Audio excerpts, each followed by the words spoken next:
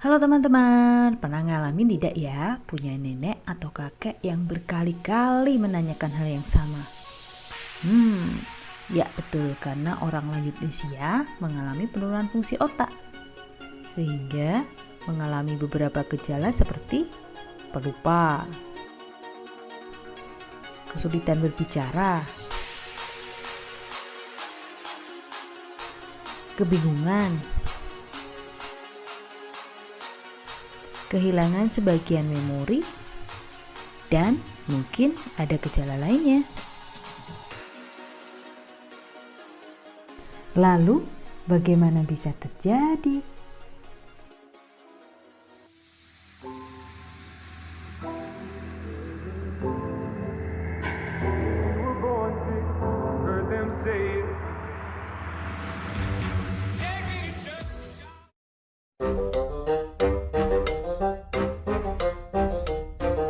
Sebelumnya kita belajar mengenai organ otak dulu ya.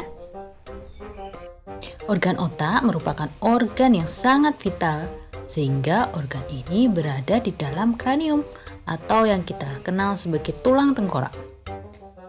Otak tersusun dari miliaran sel saraf atau yang kita sebut dengan neuron.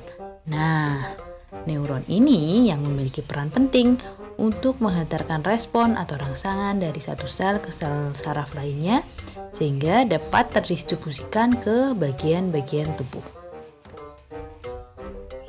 Nah, kita belajar mengenai bagian neuron dulu ya. Bagian pertama adalah dendrit. Dendrit berupa serabut-serabut yang terletak di ujung sel saraf. Yang mana serabut ini merupakan tonjolan atau penjuluran dari sitoplasma yang berasal dari badan sel. Fungsi dendrit sendiri adalah meneruskan rangsangan ke badan sel. Bagian kedua adalah badan sel. Badan sel merupakan bagian neuron yang memiliki inti sel atau kita sebut dengan nukleus. Fungsi badan sel adalah untuk meneruskan rangsangan yang berasal dari dendrit. Bagian ketiga adalah akson, yaitu berupa sitoplasma yang memanjang, dan akson ini berada di antara badan sel serta sinapsis. Fungsi akson adalah meneruskan rangsangan dari badan sel ke sinapsis. Bagian keempat adalah akson terminal atau yang sering dikenal dengan sinapsis, yaitu merupakan ujung dari sel saraf. Fungsinya adalah meneruskan rangsangan atau respon dari sel saraf dari satu ke sel saraf yang lain.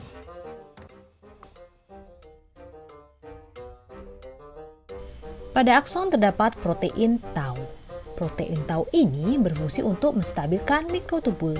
Mikrotubul sendiri adalah kerangka sel, yang mana ketika ada mikrotubul sehingga sel dapat berbentuk sesuai dengan kondisi sebenarnya. Nah, karena ada mikrotubul ini, akson dapat menghantarkan respon saraf dengan baik. Namun, pada penderita Alzheimer terjadi hipofosforilasi dari protein tau. Hal ini menyebabkan terbentuknya neurofibril tangles, yaitu agregat protein tau yang tidak dapat larut. Hal ini menyebabkan mikrotubul menjadi terurai. Terurainya mikrotubul ini menyebabkan akson menjadi terputus, sehingga peran akson untuk menghantarkan respon atau rangsangan tidak dapat berjalan dengan baik. Selain adanya hipofosforilasi dari protein tau, ternyata ada hal lain yang menyebabkan terjadinya Alzheimer. Kita amati dulu membran sel dari sel neuron.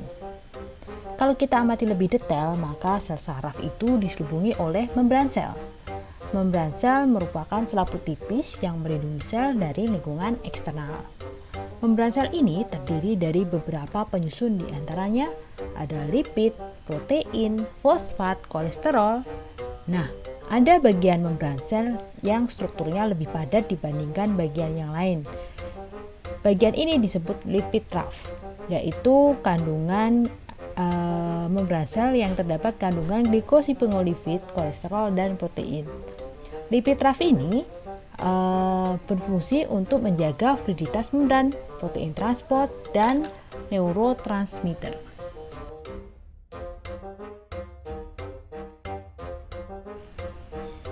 Pada membran sel ini terdapat protein yang disebut amyloid protein. Protein ini berperan penting untuk pertumbuhan dan perbaikan sel saraf. Amiloid protein dibentuk dari prekursor amiloid protein, yaitu APP, yang kemudian dipotong atau diubiquitin oleh 3 enzim, yaitu alfa sekretase, beta sekretase, dan gamma sekretase. Awalnya, amiloid protein prekursor ini dipotong oleh alfa sekretase, kemudian selanjutnya dipotong oleh beta sekretase, dan yang terakhir dipotong oleh gamma sekretase. Nah, pada saat pemotongan oleh gamma sekretase ini akan menghasilkan beta amiloid protein, yang mana protein ini tidak dapat larut dan beragregasi atau berkumpul. Lama-kelamaan, beta amiloid ini akan semakin banyak sehingga membentuk yang namanya amiloid plaque. Amiloid plaque ini sangat toksik terhadap sel saraf sehingga sel saraf bisa mengalami kematian.